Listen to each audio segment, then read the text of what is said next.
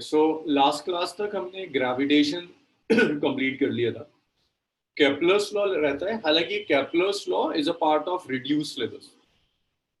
Kepler's law इस साल syllabus से हटा दिया गया, बट छोटी सी चीज है, डिस्कस कर लेते हैं जल्दी से।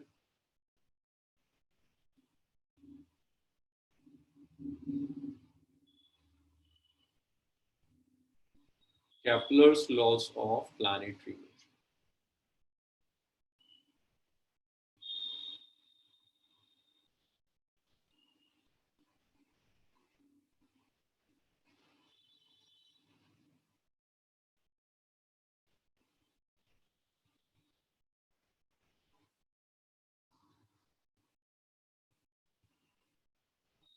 मेजरी लास्ट वेलोसिटी वाला लास्ट किसी क्वेश्चन की आप बात करें?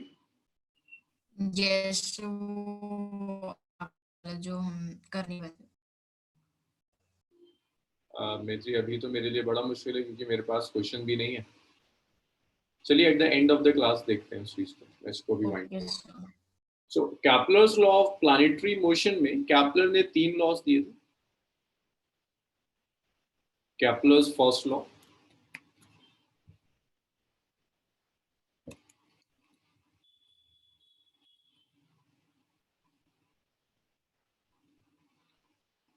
कैपलर्स लॉस न्यूटन्स लॉस से काफी पहले आए हुए थे।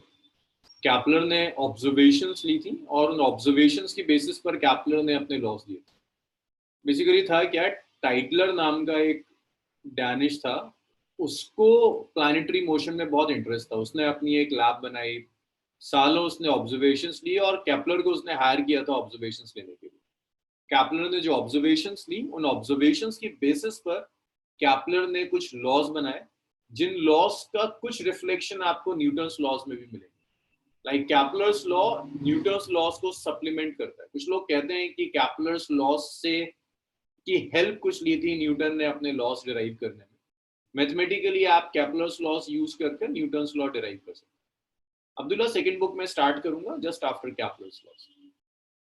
तो कैपलर का फर्स्ट लॉ कहता है कि प्लैनेट्स। हाँ जी सर, आपने ये बोला कि न्यूटन के सप्लीमेंट, आपने कुछ बोला ना कि केपलर के लॉ न्यूटन से सप्लीमेंट करते हैं। सप्लीमेंट करते हैं कि कैपलर्स के लॉस को यूज कर आप न्यूटन का जो 1/r² डिपेंडेंसी है, इसे आप डिराइव कर सकते हैं using particularly Kepler's third law से। फर्स्ट लॉ कहता है कैपलर का that planets revolve around sun in elliptical orbits.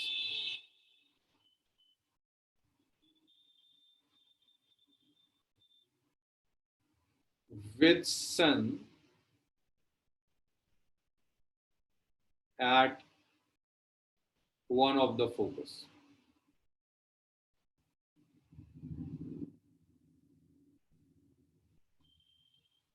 Planet sun के अराउंड रिवॉल्व करते हैं एलिप्टिकल ऑर्बिट्स में, जिसके किसी एक फोकस पर सन होगा।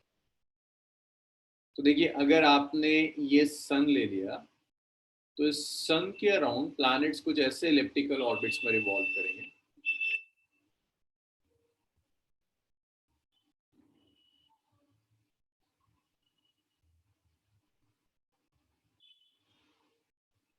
तो ये प्लैनेट है। ये जो शेप है, इस शेप को इलिप्स कहते हैं। इलिप्स में 2 फोकस होते हैं, एक ये फोकस है, दूसरा ये फोकस। किसी भी एक फोकस पर सन हो सकता है। मान लीजिए यहां सन है, ये प्लैनेट है। अब जब प्लैनेट सन के अराउंड रिवॉल्व करेगा तो प्लैनेट 2 पोजीशंस पर आएगा। एक वो पोजीशन हो सकती है प्लैनेट की जो सन के बहुत क्लोज हो, और एक प्लैनेट की वो पोजीशन होगी जो सन से बहुत दूर हो।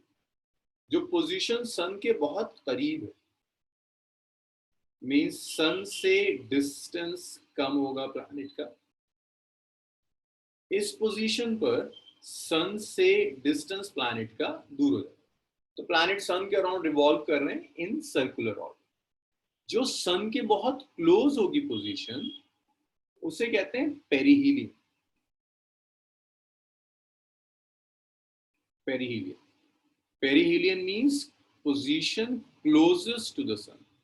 सन से सबसे क्लोज जो पोजीशन होगी उसे पेरिहीलियन कहेंगे। और सन से जो बहुत दूर जब चला जाएगा, फारदेस्ट जो पोजीशन होगी उसे एफिलियन कहते हैं. So this is farthest from sun. Farthest from sun. तो ये एलिप्टिकल ऑर्बिट में जिसमें प्लैनेट सन के अराउंड रिवॉल्व कर रहा है, ऐसे करके रिवॉल्व कर रहा है. कभी सन के बहुत करीब आएगा उसे पेरिहीलियन कहेंगे, कभी सन से बहुत दूर चला जाएगा उसे आप एफिलियन. अब थोड़ी सी ना आपको एलिप्स की ज्योमेट्री आनी चाहिए. यहाँ पर आपको समझने के लिए एलिप्स की ज्योमेट्री पता. तो देखिए एलिप्स का ये कहीं सेंटर है. एलिप्स में दो तरह के एक्सिस होते हैं, एक सेमी मेजर एक्सिस होता है, एक सेमी माइनर एक्सिस होता है. तो मैं यहाँ ड्रॉ नहीं कर रहा, अलग से ड्रॉ करके दिखा रहा हूँ आपको एलिप्स. तो अगर ये एलिप्स है,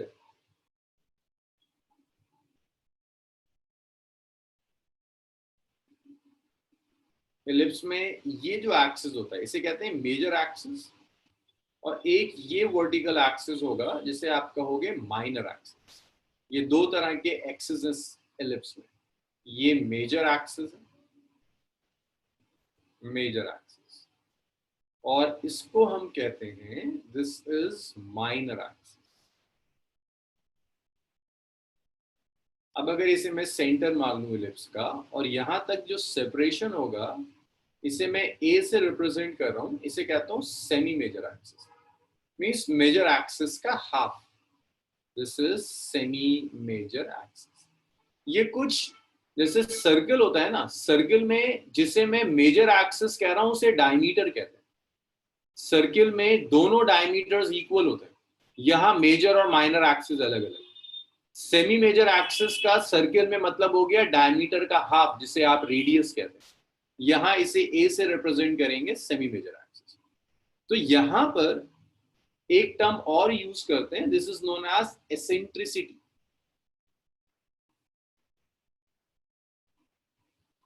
अब जिन लोगों के पास मैथ्स उन्होंने एसेंट्रिसिटी पढ़ा होगा, जिनके पास मैथ्स नहीं है उनके लिए एसेंट्रिसिटी वो मैथमेटिकल पैरामीटर है जो आपको बताएगा कि आपका कर्व स्फीयर से कितना ज्यादा डाइवर्ट कर.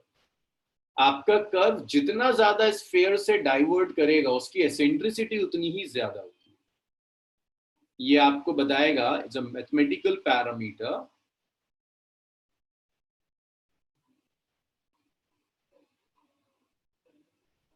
Mathematical parameter which give eccentricity, sorry, not eccentricity, which gives deviation of a curve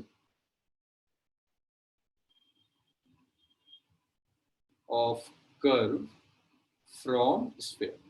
कि आपका जो कर्व है वो स्फीयर से कितना ज्यादा अलग है, वो एसेंट्रिसिटी बताएगा. अगर आप स्फीयर लोगे तो स्फीयर तो बेस लिया हुआ है, स्फीयर की एसेंट्रिसिटी 0 होती है. एलिप्स जब आप लेंगे तो एलिप्स में मेजर और माइनर एक्सिस की बेसिस पर एसेंट्रिसिटी 0 से 1. मुझे फिलहाल एसेंट्रिसिटी की किसी और डेफिनेशन की जरूरत नहीं पड़ेगी.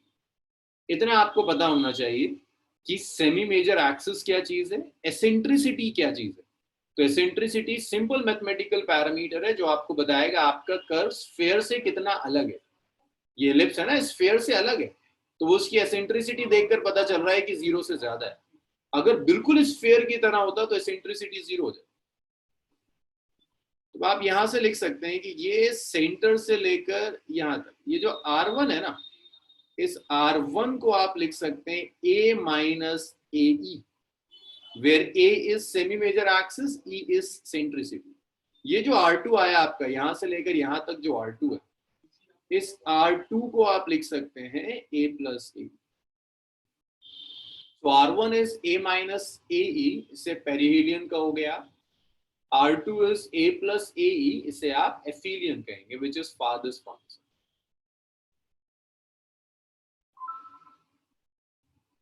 So A का मतलब है it's semi major axis, E का मतलब है दिस इज एसेंट्रिसिटी.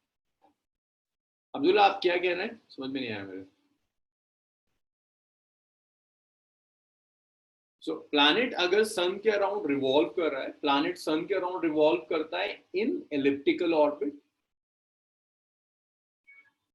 सन किसी एक फोकस पर होगा।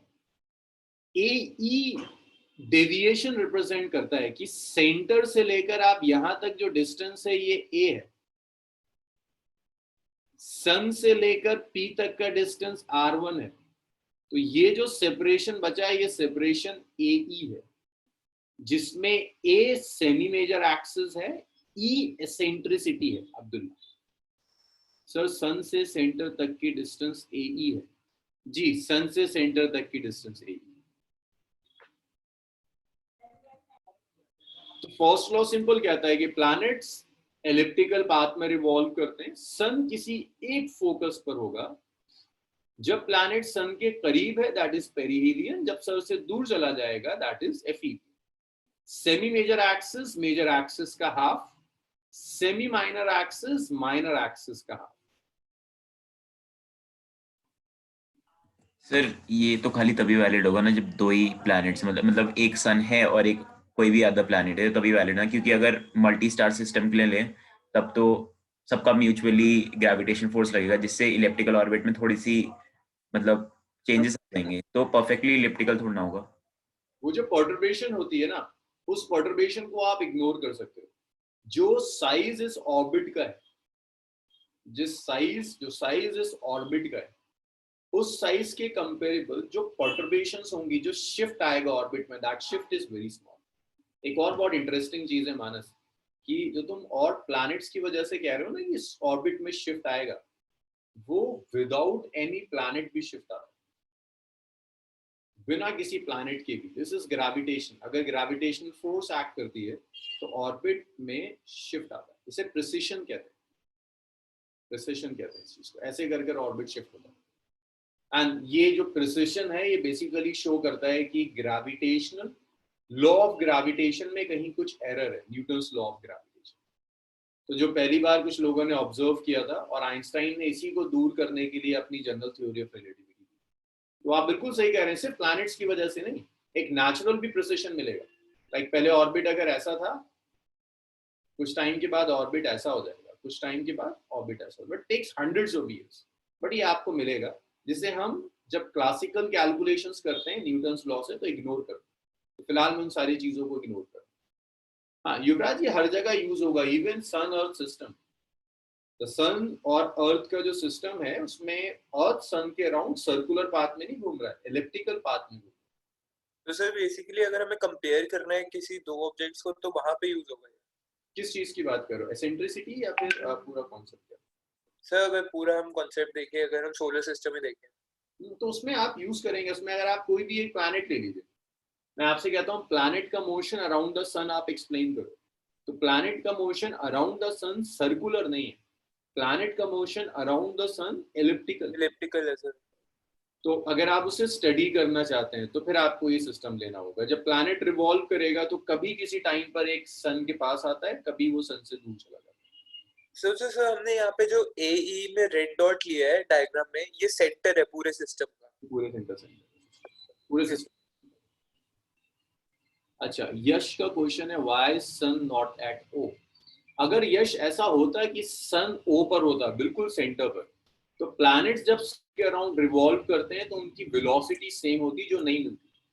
जब हम ऑब्जर्व करते हैं तो कोई ये होता है जब प्लैनेट की वेलोसिटी अराउंड द सन बहुत ज्यादा होती है, जब आप दूर जाते हैं तो प्लैनेट की वेलोसिटी अराउंड द सन कम हो जाती है। तो वो चीज बेसिकली ये शो कर रहा है कि सन सेंटर पर नहीं है, सन फोकस पर। दूसरी बात, जब आप सॉल्व करते हैं ग्रेविटेशनल फोर्स से, लाइक 1/r² फोर्स, जब आप इसे सॉल्व करते हो और जब आप इसको सॉल्व करके इक्वेशन निकालते हैं, तब भी आपको सन फोकस पे मिलता है, सेंटर पे नहीं मिलता। अगर सन सेंटर पर होता तो फिर इलिप्स नहीं बनता है, हर तरफ वेलोसिटी सेम होती तो ये सर्कुलर पाथ बना देता, बट ये इलिप्स है। अब्दुल हन्नान, मून भी इलिप्टिकल एक्सिस में मूव करता है। जी अब्दुल हन्नान, बिल्कुल, मून भी इलिप्टिकल एक्सिस में मूव करता है sir. It's basically 1/r forces, Maitri. Your G is F is Gmm/r². So this 1/r² force decide that the orbit should be elliptic. Okay, sir.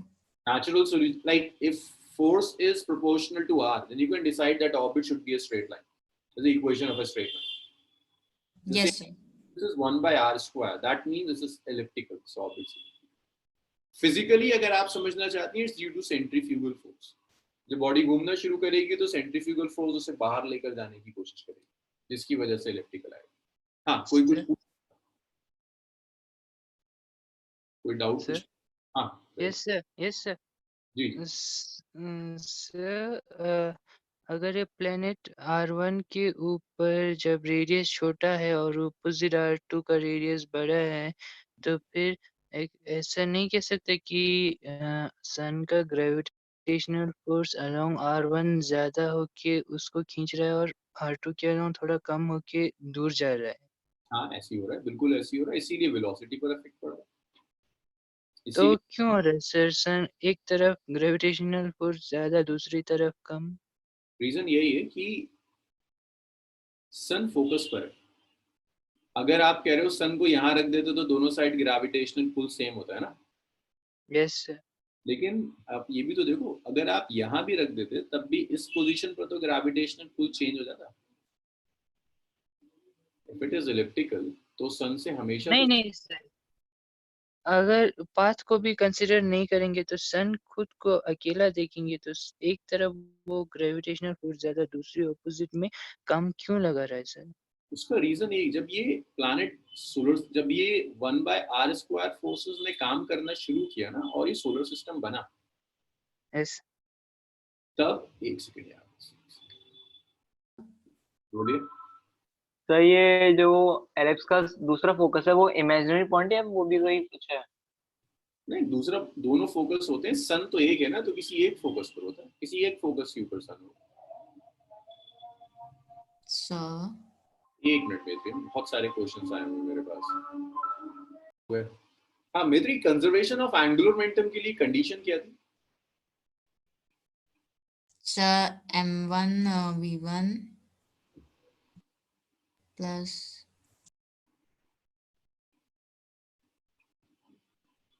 sir M1 omega 1. Discussions are for the sake of discussions only ना. हम कितना discuss कर लें हम कुछ याद नहीं रखें. Kepler's second law, सुनो जरा. Kepler's second law is basically conservation of angular momentum.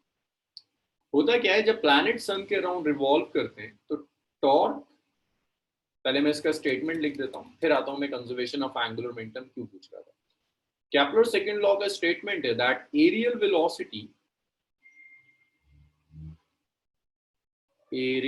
velocity of planets around the sun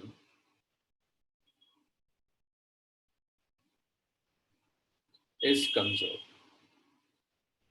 तो सन के अराउंड प्लैनेट्स की जो एरियल वेलोसिटी होगी, that areal velocity is conserved. तो देखिए एरियल वेलोसिटी का मतलब क्या है.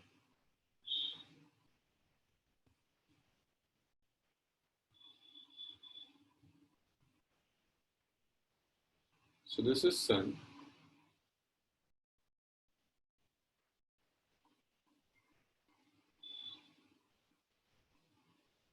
जब प्लैनेट्स किसी पोजीशन P1 से किसी पोजीशन P2 तक आया सन के,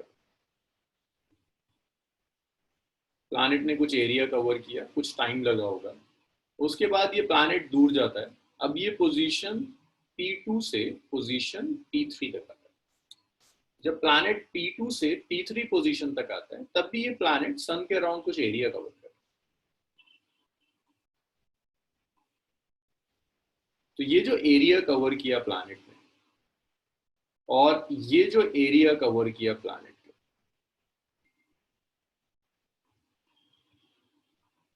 मान लीजिए ये जो एरिया है that area is delta A1 और इसमें कुछ टाइम लगा, let's say that time is delta T1. इस एरिया को कवर करने में कुछ टाइम लगता है delta T.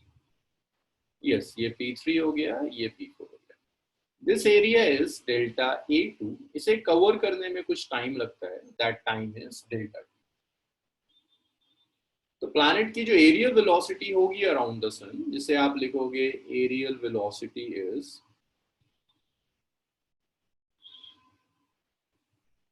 it's delta A over delta T. ये जो एरियल वेलोसिटी है, this areal velocity is conserve. Sir conserve होने का मतलब है कि डेल्टा, जैसे आप वेलोसिटी लिखते हैं ना डिस्प्लेसमेंट ओवर टाइम, ऐसी ये एरियल वेलोसिटी, 2 मिनट जरा कैस्कल वेट करना, areal velocity is area upon time, that means delta A1 by delta T1 is equal to delta A2 by delta T2 is conserved. Aerial velocity constant होगी. This is basically Kepler's second law. अब हम usually aerial velocity use नहीं करते, हम linear velocity use करते हैं. Linear velocity change होगी जब planet sun के करीब है, तो linear velocity ज्यादा होगी.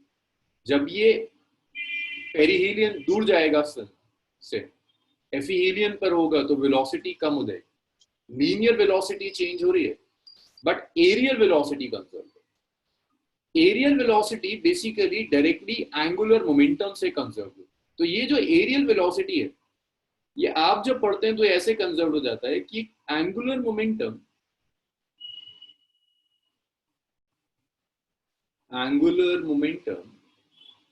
Of planet around the sun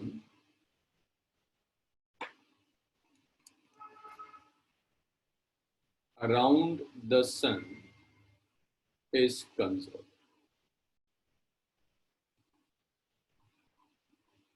कि प्लैनेट्स का एंगुलर मोमेंटम सन के अराउंड हमेशा कंजर्व होगा. इसका रीजन ये है कि जो एक्सटर्नल टॉर्क एक्ट कर रही है प्लैनेट पर, दैट एक्सटर्नल टॉर्क इज 0. ये सिखाया था मैंने कि कंजर्वेशन ऑफ एंगुलर मोमेंटम के लिए कंडीशन होती है एक्सटर्नल टॉर्क इज 0, फोर्स नहीं, टॉर्क 0 होनी चाहिए. तो प्लैनेट के ऊपर जो टॉर्क एक्ट कर रही होगी वो टॉर्क 0 होगी. उस टॉर्क के 0 होने की वजह से एंगुलर मोमेंटम प्लैनेट का अराउंड द सन कंजर्व होगा. और उसी एंगुलर मोमेंटम के कंजर्वेशन को आप ऐसे लिखते हैं कि L is equal to conserve. Angular momentum को हम कैपिटल L से रिप्रेजेंट करते हैं. ये एंगुलर मोमेंटम कंजर्व होगा. बट लीनियर वेलोसिटी नहीं चेंज होगी. लीनियर वेलोसिटी कांस्टेंट नहीं रहेगी, लीनियर वेलोसिटी चेंज होगी. जब करीब होगा तो लीनियर वेलोसिटी ज्यादा है, मींस पेरिहीलियन पर लीनियर वेलोसिटी ज्यादा है. जब दूर जाएगा तो लीनियर वेलोसिटी कम हो जाएगी. Linear velocity of planet around the sun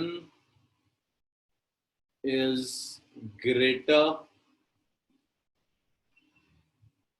at perihelion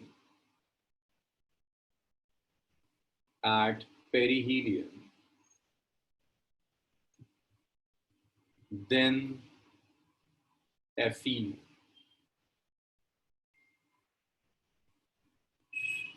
At perihelion then aphelion. Perihelion पे ज्यादा होगा as compared to aphelion. अब अगर लीनियर वेलोसिटी चेंज कर रही है दैट मींस मोमेंटम कंजर्व नहीं है. मींस मोमेंटम ऑफ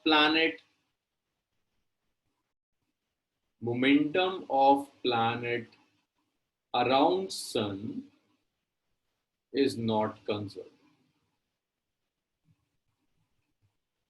तो प्लैनेट का मोमेंटम सन के अराउंड कंजर्व नहीं होगा. चलिए इतना लिखिए और अब बताइए मुझे इसमें अगर कोई डाउट है किसी को. सर हाँ जी बताइए. सर आपने कहा P3 से P4 आने तक उसने एरिया डेल्टा E2 कवर किया, वो कैसे होगा सर? यहाँ अगर P3 से P4 जाएगा तो एलिप्टिकल ऑर्बिट का एरिया माइनस डेल्टा E2 उतना कवर नहीं करेगा. एरिया ऐसे लेते हैं. एरिया का मतलब है आपने सन लिया और प्लैनेट से इसे ज्वाइन कर दिया, ये आपका रेडियस वेक्टर हो गया R हुआ. अब ये रेडियस यहाँ से स्वेप्ट कर P4 तक आया, इतना हुआ कैसे? रेडियस वेक्टर यहाँ से ही तो आएगा जब प्लैनेट आगे जा रहा है. नहीं सर, अगर ये यहाँ से यहाँ आया तो वहां से P2 से P1 आया ना. अरे वो एक ही बात है, वो मैटर नहीं करता. एरिया तो उतना ही होगा ना, P2 से P1 आए या P1 से P2 जाए, एरिया तो उतना ही. नहीं, हाँ. अगर P1 से P2 यहाँ से जाए तो फिर elliptical orbit minus delta A1 cover नहीं करेगा ऊपर वाला मेजर सेक्टर. नहीं भाई, ये सुनो यहाँ से, ये सन है. पहले समझो कि एरिया क्या है. ये सन है और ये प्लैनेट है, ठीक है. सुन Yes. तो मैथ को सुनते कम। तो सन से लेके प्लैनेट तक मैंने एक पोजीशन वेक्टर ले लिया, ये दिखा रेडियस वेक्टर। जी अगर ये प्लैनेट 2 से 1 तक आया तो इस पोजीशन वेक्टर ऐसे तो घुमा होगा यहाँ पूरा, यस यस जो एरिया कवर किया वो ये वाला एरिया दिखा, ये एरिया दिखा सर। मैंने डेल्टा ये बात। अब ये यहाँ तक आया, अब मैं क्या, जब प्लैनेट P3 से P4 गया ऐसे तो घूमेगा, तो अच्छा ओके सर। ये था P4 पर रेडियस वेक्टर हो गया, इतना एरिया कवर किया, yes sir. Area by time, यही पूछ रहे थे आप? यस सर, मैंने सोचा अगर पहले P1 से P2 फिर उसके बाद P3 से P4 प्लेनेट ने अपना डायरेक्शन चेंज कर। अच्छा, एरियल वेलोसिटी कांस्टेंट रहेगी, और एरियल वेलोसिटी जो है वो बेसिकली एंगुलर मोमेंटम, अब जिसे आप एंगुलर मोमेंटम कहते हैं उसे हम एरिया की टर्म्स में एक्सप्रेस कर सकते हैं। तो कंजर्वेशन ऑफ एंगुलर मोमेंटम को कैपलर ने कुछ इस तरह से रिपोर्ट किया है। सर हाँ जी, सर एंगुलर वेलोसिटी क्या कहते हैं, ओमेगा कंजर्व्ड होगा? नहीं, एंगुलर मोमेंटम कंजर्व होगा, आई इंटू ओमेगा कंजर्व होगा। एंगुलर मोमेंटम होता है ना आई इंटू ओमेगा, ये कंजर्व होगा, ओमेगा चेंज हो सकता है।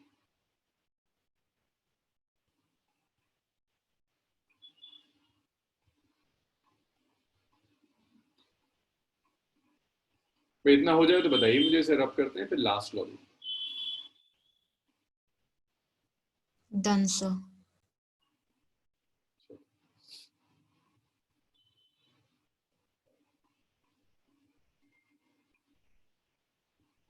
सर चलिए इसको मैं रब कर रहा हूँ।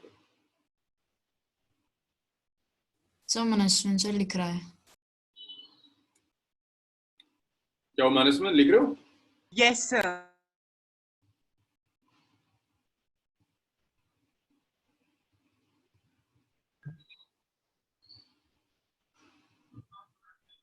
सर क्या ये बोल सकते हैं केपलर्स लॉ तभी वैलिड होंगे जब दूसरे प्लैनेट की ग्रेविटेशन से जो प्लैनेट को हम ले रहे हैं वो अफेक्ट नहीं कर रहा है उसको? जब हम कैपलर्स Done, sir. जब भी आप पाथ लेते हैं तो आप किसी एक की वजह से पाथ ले रहे हो। कैपलर्स लॉज में उसकी सोलर सिस्टम के अंदर सन का ग्रेविटेशनल पुल प्लैनेट्स के ऊपर इंडिविजुअल प्लैनेट्स के ग्रेविटेशनल पुल से बहुत स्ट्रांग होता है, तो बाकी प्लैनेट्स की वजह से जो पर्टर्बेशन है उसको पर्टर्बेशन कहते हैं standard. That perturbation is very small, आप उसे नेग्लेक्ट कर सकते हैं।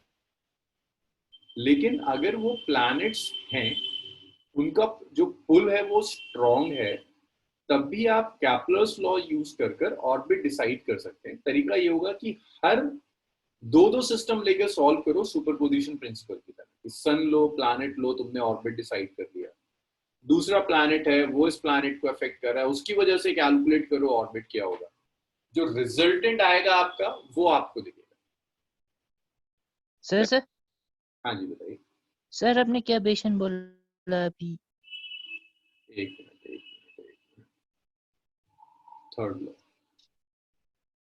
थर्ड लॉ को लॉ ऑफ पीरियड भी कहते हैं, लॉ ऑफ पीरियड या लॉ ऑफ टाइम। हाँ, मैंने ये कहा कि अगर और प्लैनेट्स भी हैं सोलर सिस्टम में, तो जब हम क्या अभी जो हम लिख रहे हैं कैपलर्स लॉ, उनमें और प्लैनेट्स की वजह से gravitational pull is negligible. Gravitational pull से इफेक्ट पड़ता है, उसे पर्टर्बेशन कहते हैं, विच इज स्मॉल, जिसे हम नेग्लेक्ट करते हैं। आप वो लिख दीजिए वर्ड। वर्ड लिख, पर्टर्बेशन, पर्टर्ब हो जाता है। लेकिन अगर ग्रेविटेशनल पुल स्ट्रांग है तो हर प्लैनेट की वजह से दूसरे प्लैनेट का मोशन देखो कैसा होगा केपलर्स लॉ के अकॉर्डिंग। रिजल्टेंट के लिए सबका सुपरपोजिशन ले लो, जो सुपरपोजिशन प्रिंसिपल आपने ग्रेविटेशन में भी पढ़ा था वो सुपरपोजिशन आप ले लीजिए, तो आप डिसाइड कर पाएंगे कि एग्जैक्टली पाथ कैसा होगा। बट हम जब प्लैनेट्स में अप्लाई करते हैं then that perturbation is small, इसीलिए सब सन के अराउंड घूम रहे हैं, क्लोज ऑर्बिट में। अब देखिए थर्ड लॉ कहता है कि अगर ये आपने एक इलिप्टिकल ऑर्बिट लिया, इलेक्ट्रिकल ऑर्बिट, दिस इज सन और ये प्लैनेट्स हैं,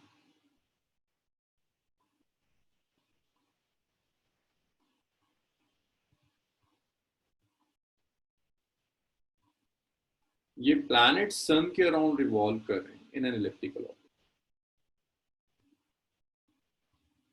द रेडियस इज आर। तो इन प्लैनेट्स को सन के अराउंड रिवॉल्व करने में कुछ टाइम लगेगा, that's time period, this time period.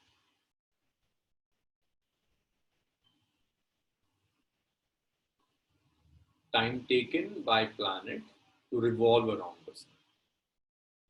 Time taken by planet to revolve around sun. तो सन के अराउंड प्लैनेट को रिवॉल्व करने में जो टाइम लगेगा, दैट्स टाइम पीरियड। जो भी मेजर एक्सिस है यहाँ, सेमी मेजर एक्सिस, उसे ए ले लेते हैं। A is semi major axis.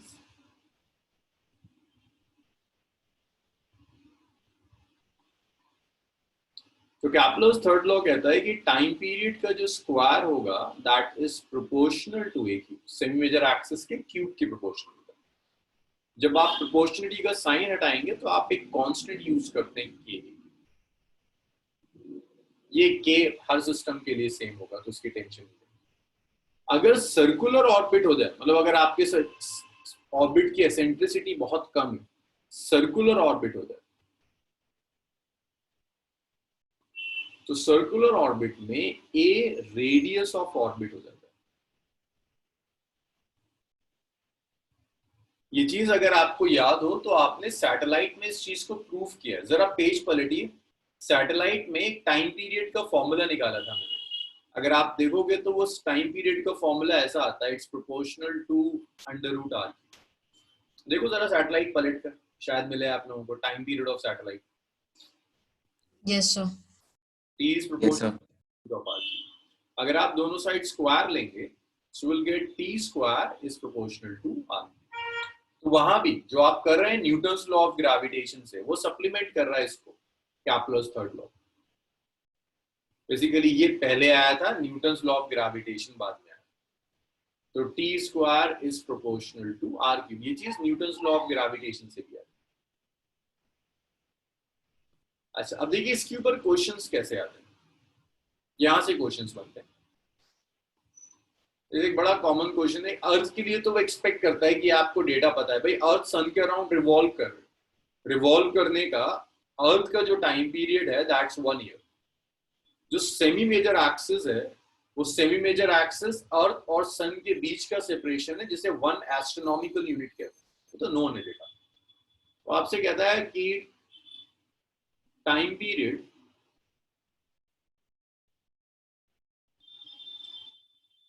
कोई अननोन प्लैनेट ले लेते हैं, X around sun is 100 years। Convert करने की जरूरत नहीं है ऐसे कि आप डेज में या सेकंड्स में कन्वर्ट करें, कीप इट 100 years।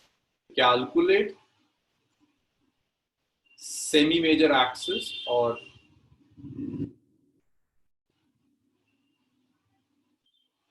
इसको ऐसे भी कह सकते हैं ऑर्बिटल रेडियस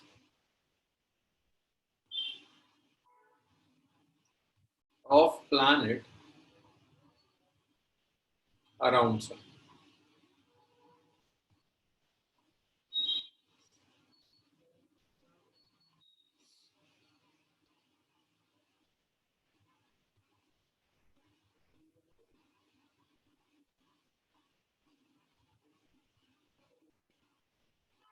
सो ये सन है, ये प्लैनेट है, ये सेमी मेजर एक्सिस है कहीं ए, और जो टाइम पीरियड है वो टाइम पीरियड आपको दिया है। अब यहां पर सॉल्व करने के लिए के की वैल्यू की जरूरत नहीं होती।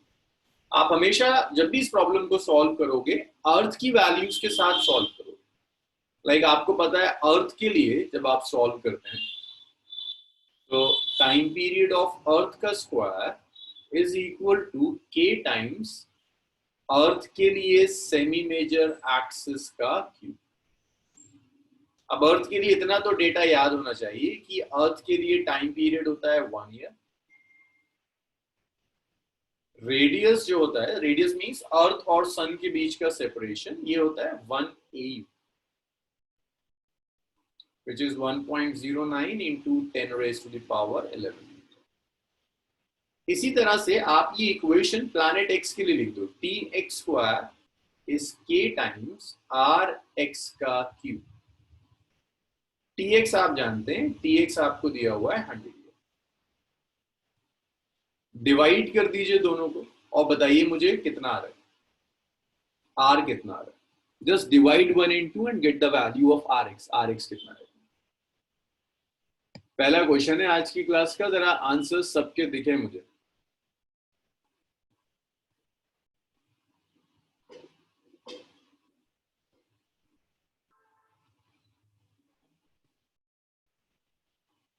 क्यूब रूट वगैरह आएगा, उसे सॉल्व करने की जरूरत नहीं है। जो भी पावर्स आ रही हैं उन पावर्स की टर्म्स में आंसर लिख दीजिए।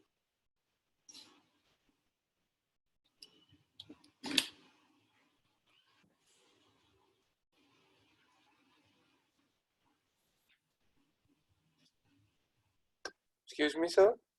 जी बताइए। सर इसमें हम डिवाइड क्यों करेंगे? क्योंकि आपको के नहीं पता, आप दोनों इक्वेशंस डिवाइड कर दीजिए, आपके पास एक ही वेरिएबल बचेगा। Okay sir.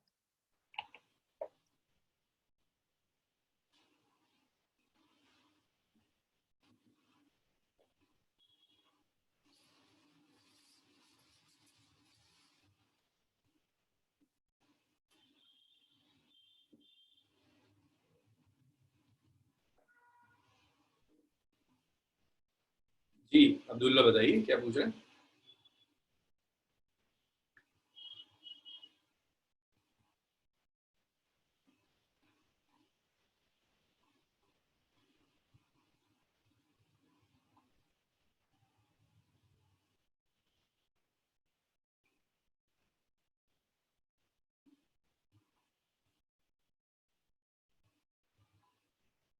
सर जी मैंने सुना, बताइए। ये R is equals to 1 AU क्या लिखा? अभी मैं आउट हो गया था। दोबारा बताइए क्या। R is equals to 1 AU, अभी मैं आउट हो गया था, मेरे को नहीं पता ही क्या है। ये अर्थ और सन के बीच का डिस्टेंस है।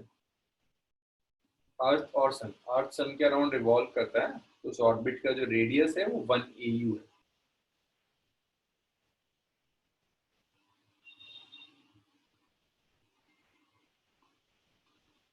अब्दुल्ला अभी चेक करते हैं।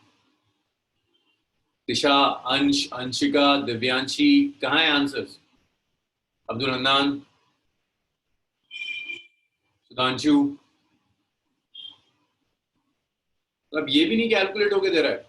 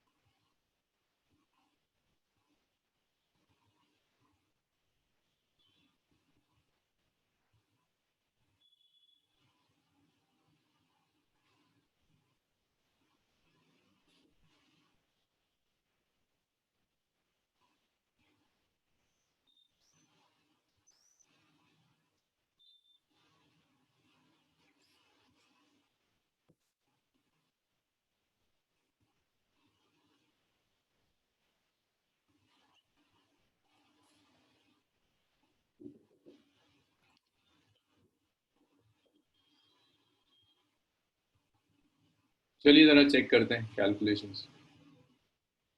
अंश, अंशिका कोई आंसर नहीं आया अभी तक। दिव्यांशी का कोई आंसर नहीं है। सुधांशु का भी कोई आंसर नहीं है।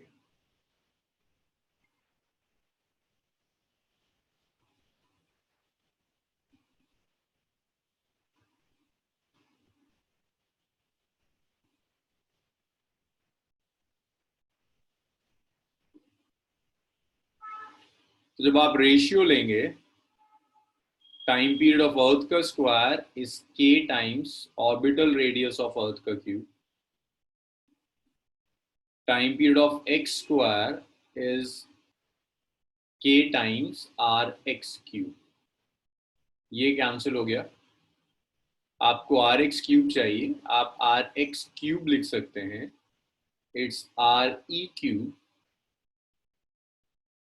multiplied by tx square by te square।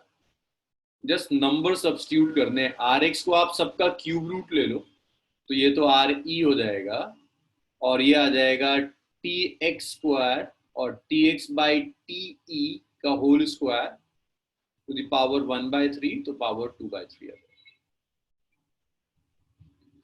Are E is 1 AU, x is 100, earth का 1 year to the power 2/3। So R X is 2/3 power का मतलब है पहले स्क्वायर कर दो और उसके बाद क्यूब रूट कर दो, इतना AU हो जाएगा। तो ये ऑर्बिटल रेडियस लिखिए। Done, sir.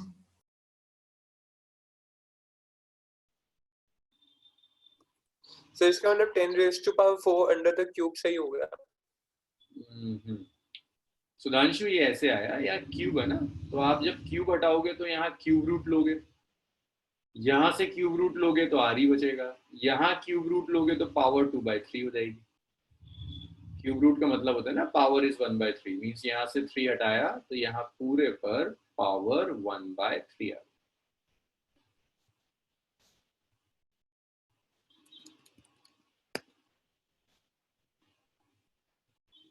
हाँ युवराज, आप क्या कह रहे थे? सो इसका मतलब 10⁴ अंडर द क्यूब सही हुआ। नहीं हुआ ना, देखो 1/3 है ना पावर, 4 जीरोस हैं, तो 1/3 सो 10⁴ हो गया ना। हाँ, तो 10 टू द पावर 4/3। आपने तो 1000 लाइक किया।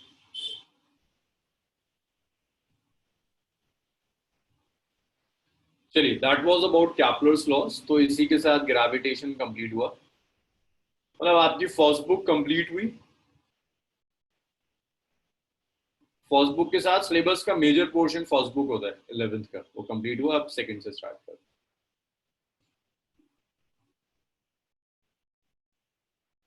इसको रब कर दूं मैं? Yes, sir.